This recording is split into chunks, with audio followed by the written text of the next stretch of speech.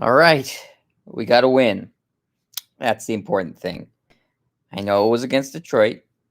I know it was came right down to basically the buzzer, but we got to win.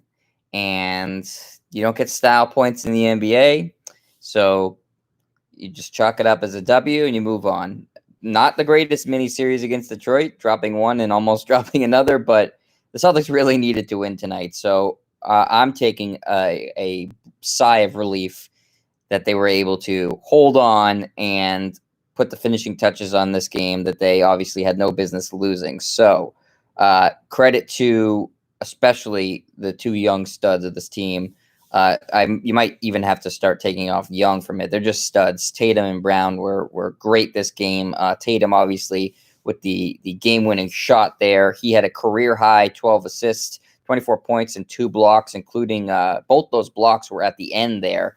Big defensive play to on the in down low in the paint, and then a big defensive play up to stop Blake Griffin from heaving a three that would have put an absolutely terrible end to a game. A desperation three from Blake, if that went in, that would have been really bad, but it didn't. And great game by Tatum. Jaylen Brown was fantastic as he's been every game this season. 31 points, 4 assists, 1 rebound. Continues to be just an absolute monster scoring the ball. Really has taken an incredible leap and playing with so much confidence. I could do without the 6 turnovers, though. That part wasn't so great, but again, 31 points. You can't really scoff at that.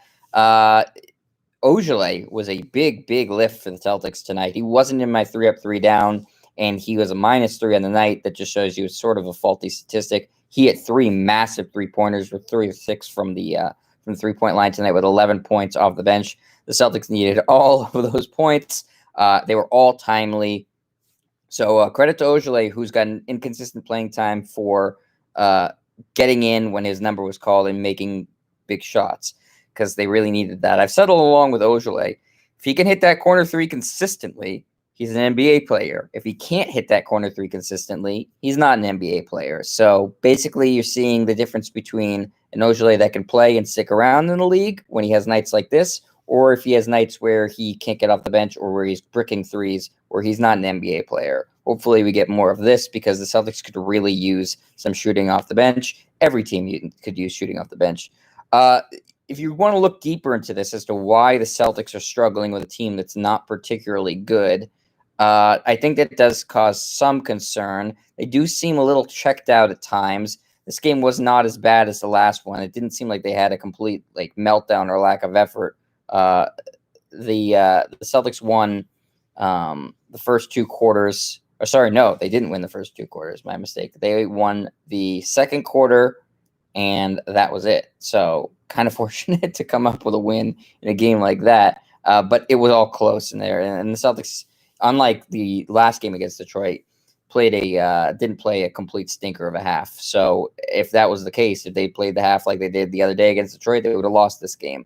So glad to see the effort was back a little bit, but it is concerning to see them struggle against a team like Detroit, maybe not as bad as I thought they were. I'm really impressed with Jeremy Grant. The Celtics have no answers for him. I mean, he's long, athletic. He tries hard. He can shoot the ball pretty well. He's a really impressive player who I never thought would be at this level. They struggled with Plumlee at times, and especially down low. Tice, again, has not really impressed me much this season, especially on defense, which was sort of his calling card. He just players who are taller than him or more athletic than him, of which there are a lot, seem to be able to have figured him out. And his game is hallmark of effort. Doesn't really cut it when the guys can just overpower you or shoot over you. I think that Tice's last season took a lot of people by surprise with how well he played. Now that there's more tape out on him, teams are taking a little bit more advantage. Again, I'd still like to see more playing time towards Robert Williams. He got 17 minutes tonight to Tice's 25, so it's getting a little closer to where I'd like it to be. I do think that Robert Williams deserves to be playing more minutes than Tice, but let's focus on the fact that the Celtics won tonight and took care of business, and that's what they needed to do. Would I have liked them to rout the Pistons? Of course, but win is a win. Now they go to try to get some semblance of revenge against Miami. No, they're playing Toronto next. Toronto. I thought it was Miami because they're playing in Florida because Toronto's based in Tampa this year. So I will be back. Is that game? That game is tomorrow. I'll be back tomorrow talking about that one. And it's my dad's birthday tomorrow. So hopefully they get a win for him. Happy birthday, early birthday to my dad.